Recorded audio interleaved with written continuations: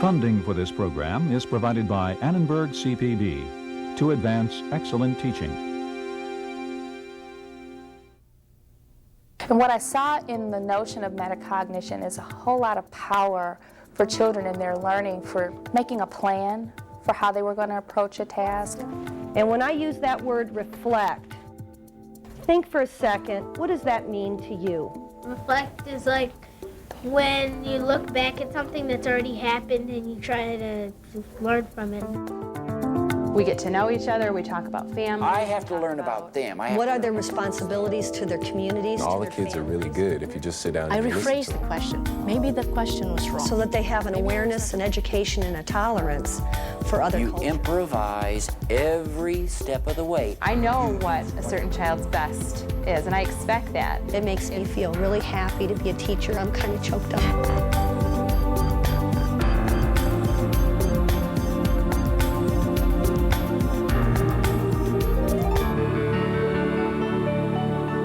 When you're working on a project, how often do you stop to ask yourself, what have I accomplished so far, and what else do I need to do? When you do this, you're engaged in metacognition. Metacognition is what we do when we manage our work by asking ourselves questions like, how well am I doing? What do I need to do next? What else do I need to learn in order to achieve my goal?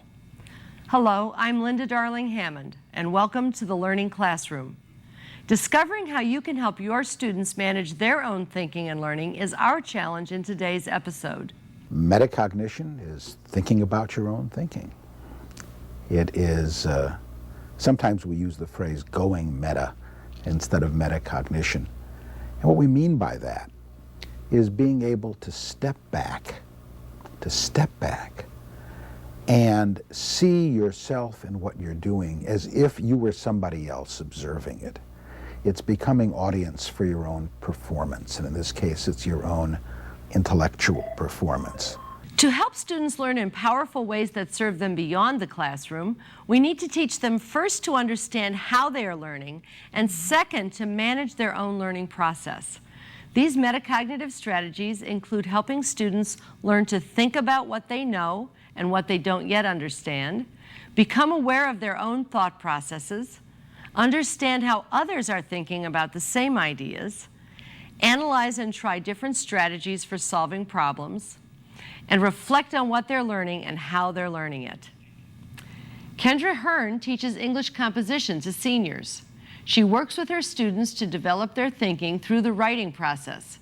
To help them become conscious writers, Kendra teaches them strategies that help them observe their own thoughts, using tools like journals, reading reflections, and mind maps.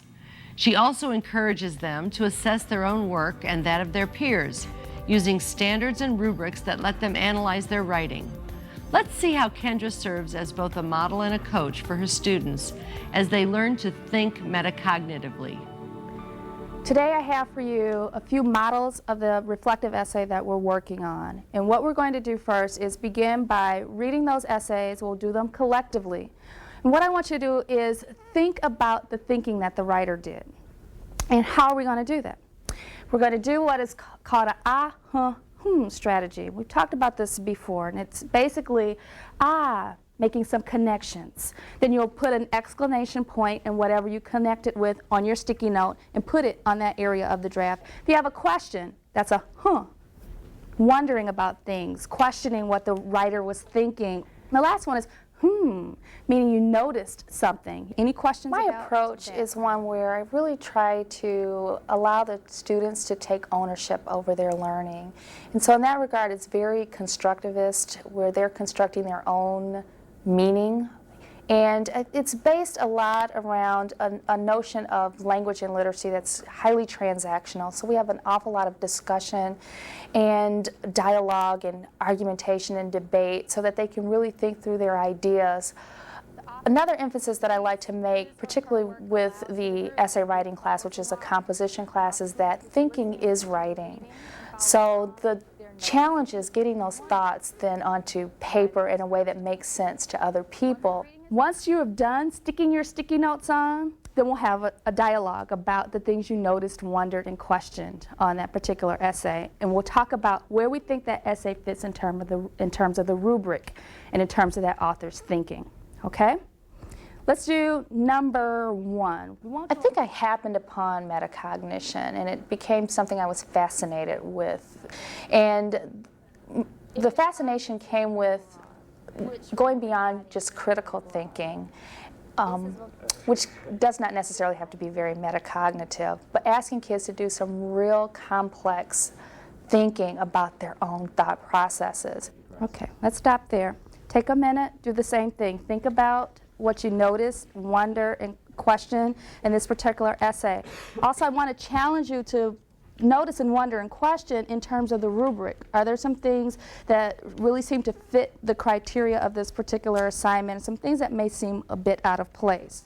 And what I saw in the notion of metacognition is a whole lot of power for children in their learning, for making a plan for how they were going to approach a task, making some real conscious choices about which strategies to employ in doing that particular task. So sometimes it's hard to understand words, I don't which essay he's talking about. Right, because of the vocabulary. No, yeah. Like if only kids from high school are going to be reading this, I think a lot of, not everyone, but a lot of people will be like, what is that? You know? And then going back and revisiting those strategies and seeing what things worked and what didn't, so that the next time they approach a similar task, they would know which choices to make. It was talk as a group about those things that you connected with, wondered, and noticed, and then use what you got in terms of the thinking about this essay to decide where you think it will fall on the rubric.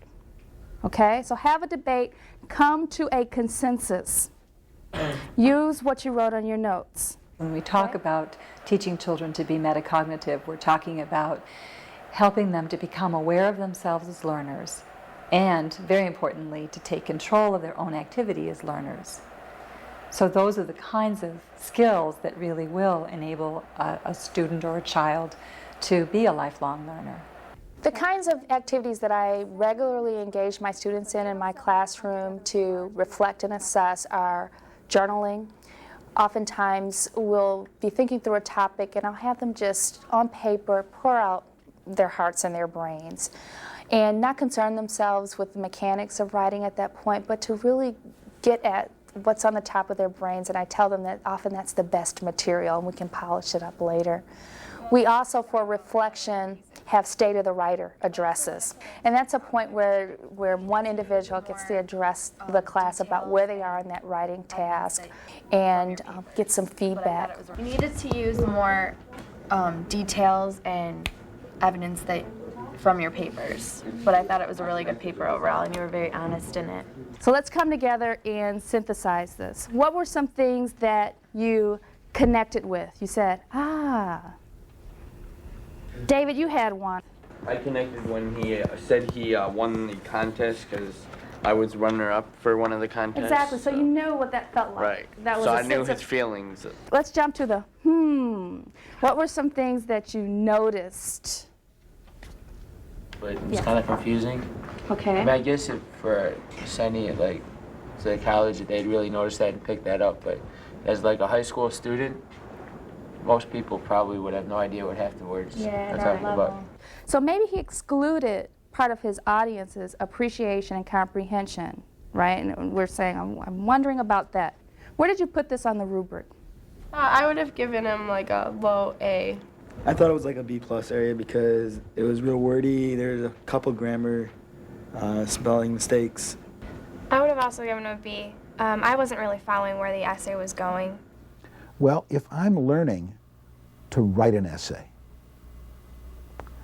and I write an essay, and let's say I write 2 essays, and I get an A from you on one of them, and I get a C on the other. And the teacher said, see, you can write a good essay. Do more of what you did on the A essay than you did on the C essay. And then I stop and say, but I don't know what I did on the A essay that was different from the C essay. I just have no idea. That's where it becomes terribly important for the teacher to assist the student in reflecting on their own learning. because otherwise, how do I get any better? How do I move my learning from the kind of thing I did in the C situation to the kind of thing I did in the A situation if I don't have access to the kind of understanding of my own performance that I need to improve it? I mean, I think that's the essence of it. I've used rubrics and, again, as a metacognitive strategy to have students compare their writing process, their thinking processes, and their accomplishments in terms of a collective standard. And often we negotiate the rubrics together. So I may decide what the categories are, they may even have some input on that, and we talk together about what do they think would be a stellar example of content for this particular essay. There are no secrets about the standard, so when they get their grades back, they fully understand and they're able to, often again through self-assessment, articulate where their writing falls along the guidelines of that particular rubric. So the rubric becomes a cornerstone for that thinking about their thinking on those particular writing exercises. What I want to move into now is peer response. And what we'll probably do is a two-part session on peer response. What I want you to focus your energy on, because what I've been noticing about peer response sessions is a lot of us are still focusing in on fixing the essay. The point of peer response is to think about it, talk about your thinking, share your thinking with each other and have this communal discussion about it. Let the author listen in and process it through their thought process and then go back. You ready? Okay, go for it. Today, students presented their drafts of their reflective essays in what we call peer response sessions. And the structure of it is quite interesting because it's unlike other peer conferencing techniques. Let's see, I connected with your improving over the year on my writing. I also improved during essay writing. All the things that Mrs. Hearn taught us, the different stages that you use. And I actually disagreed with you on the pre-writing part. It actually helped me a lot. And I just think it's cool that you actually talk about what type of methods help you write your papers out. The next step is what? Gotten some peer feedback on our drafts. Revision. The purpose of revision is what? Not just to correct grammar and spelling errors, but what? think about what people said. Okay, say that again, Jarrett. Think about what people said, maybe. Think about what people said. What does your thinking need to be about any changes you may want to make? Here's another question for you. How many of you have your mind maps handy? Anyone that just whip them out? The mind map is a pre-writing strategy that gets them to think about their own thinking in terms of what sorts of ideas that they have and what sorts of areas they want to explore given the particular writing prompt. And there's no focused structure to it. And it's a little different than, say, a cluster or an outline in that it's really free-form and free-flowing, and it's what I want them to get at. And in our experiences with mind mapping is what's on the top of their brain in terms of that particular topic. And they've used it in the past and including today as a thinking activity about their writing, and from there they go into sort of another stage of pre-writing, which is then to organize those thoughts. Any of you feel like I need to make some adjustments from your original thoughts? Or there was something that you left out? David? Well, when you have your mind map, you have like every idea that you want to talk about, and when you write out, your rough draft, and you read it to your group, a lot of times they have ideas for you, so you can help improve on the things that you felt were most important and maybe didn't come across as well as you hoped for in your rough draft. Good. That's a good point. I think that is the point. Again, it's whether or not you conveyed what you intended, and your mind map is a record of what you intended. We've focused, particularly in terms of composition and writing, on the notion of what works for me as a writer. So I realize and I honor the fact that an outline may work for some, and we've learned outlining strategies, and a mind map may work for others, and they've had plenty of opportunities to do that. And again, along the lines of metacognition is for them to begin to make some conscious choices about which of these sorts of strategies will actually work for the task that they're being asked to do, given what they know about themselves as a thinker, a learner, and a writer. Let's look at this one.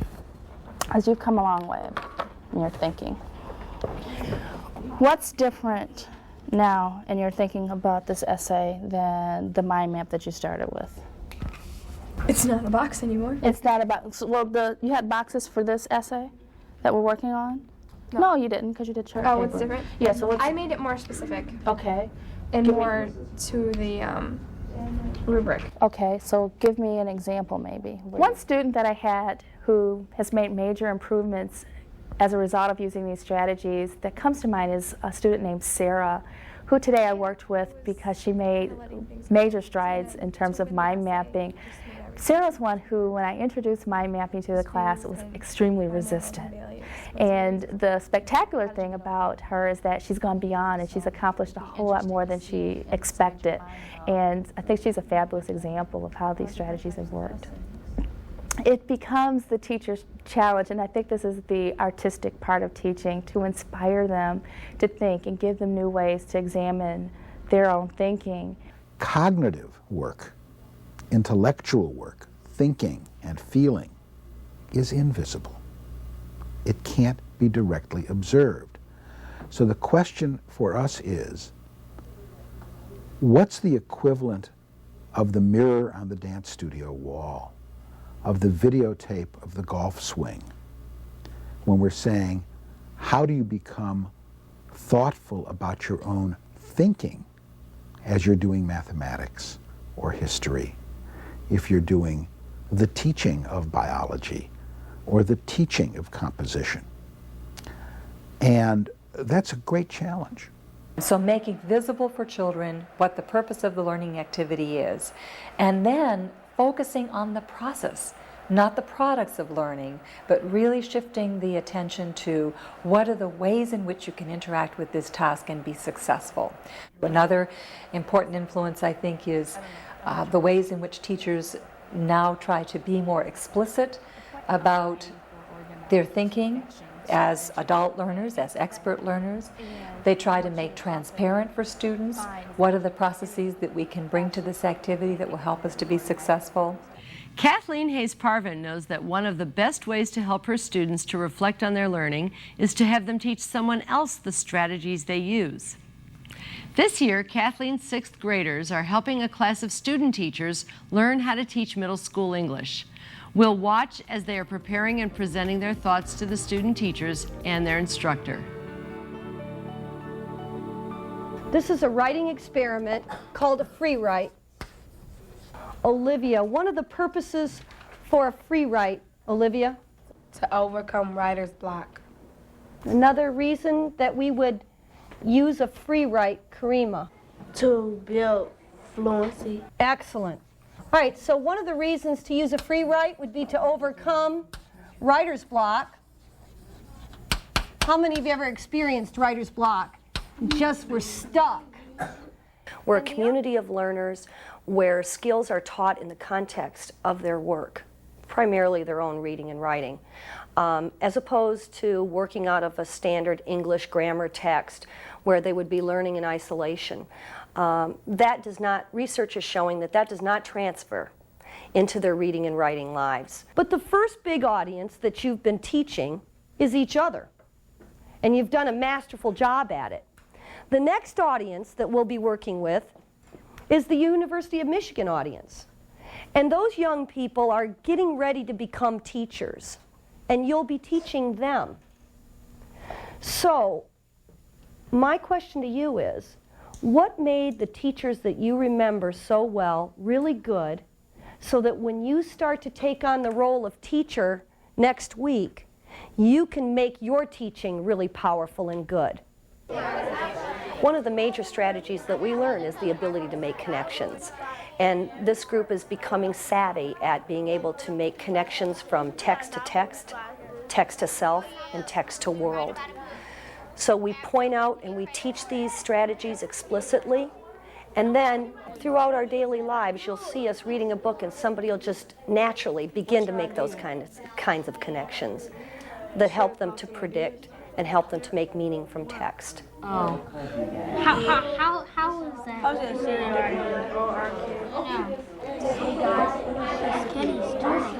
It's either Kenny's or Darren's turn because all of us are the ones. Yeah. What I'm asking you to do right now is to just reflect for a moment.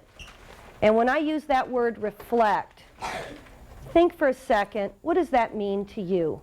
To look back at things in the past. Okay. And Ellie Kim? Reflect is like when you look back at something that's already happened and you try to learn from it and things. You analyze it. No, we don't just learn it and just copy down definitions all the time. We learn it. She gives us examples of things and how to remember it. It's important for teachers to give students many opportunities to reflect on their learning, because the learning itself is rarely sufficient to create understandings of a sort that can be transferred readily to other situations. And because the absence of opportunities for reflecting on one's learning is at the heart of why some kinds of learning are simply barren and infertile, if you will, and other kinds of learning turn out to be highly productive and usable again and again. And I think the heart of it is creating opportunities to step back and analyze and reflect on your own practice. I mean, it's an accident that when we prepare people to do very complex and important kinds of skills, we create opportunities for reflection. This Knoxville, Tennessee poem by Nikki Giovanni is one that we've studied. We've paid attention to the structure of it, and we've written our own city poems, many of us. And that strategy, when you copy an author's style or you copy a poet's style, it's called copy change. So we're going to begin with the real poem, and then we're going to ask a couple of you that have taken your poem through many, many revisions to have an opportunity to read your version of your city poem.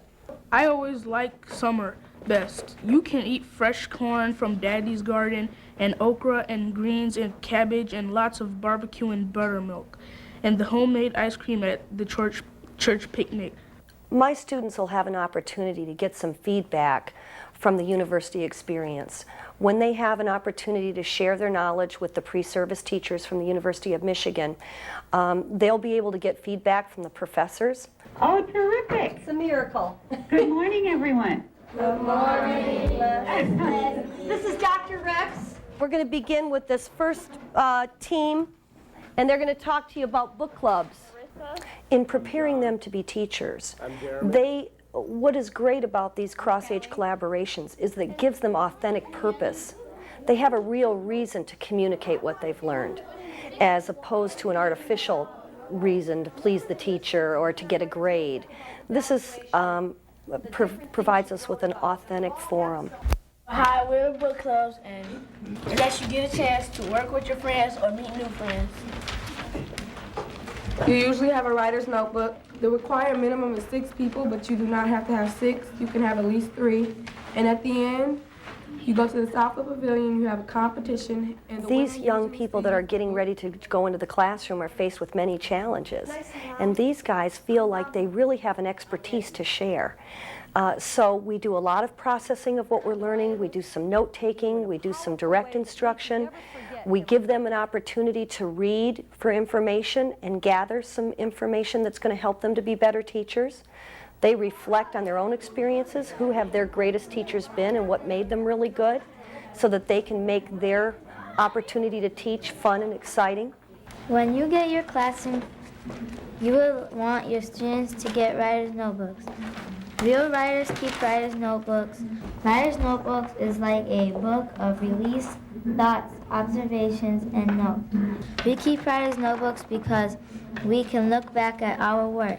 I write about my best friends, my best friend. I wrote about things that I like about them and things I don't like about them. And if I have a problem, they help me or they give me ideas. In this environment, they're teaching every day. They're teaching each other, and the teaching and learning is a two-way street. The question that I have is for somebody to tell us what their favorite thing is about Readers Writers Workshop and what their least favorite thing is about it. Well, my favorite thing about Reading and Writing Workshop would probably be that you get to read with your friends and sometimes discuss the books with them. And my least favorite thing would be, I don't really have a least favorite. What is it that a teacher needs to do or does well to make the Writing Workshop work? Well, I think you should enjoy your job. First, you gotta like your job. You gotta know how to teach. I believe all students should not read the same book because everybody learns at a different level, and a teacher should keep a journal along with their children and reflect sometimes back on what they've written in the past and what they're going to write in the future. I'm learning from them, they're learning from me. I see myself more as a coach and a facilitator than an instructor, and they're the empty vessel that I try to fill up. It's more of a constructivist model. They bring a certain knowledge, we get them from where they're at and move them forward. And they're constructing knowledge and meaning throughout all of our days together. So in each of these instances, a lot of attention is being paid to what are the ideas that children are bringing to this problem or this situation. So that's a second component, is that there's real knowledge that's worth worrying about. I think a third feature that we saw in both of these classrooms is the feedback. Teachers are highly interactive with the students. They're providing students information about the success with which they're advancing, or more importantly, they're encouraging the students to engage in that kind of self-evaluation. The more we help students to think about their own thinking, the better learners they will become, both inside and outside the classroom. When they understand and can choose their own strategies, they can expand their learning throughout their lives. This is the Learning Classroom. Thanks for watching.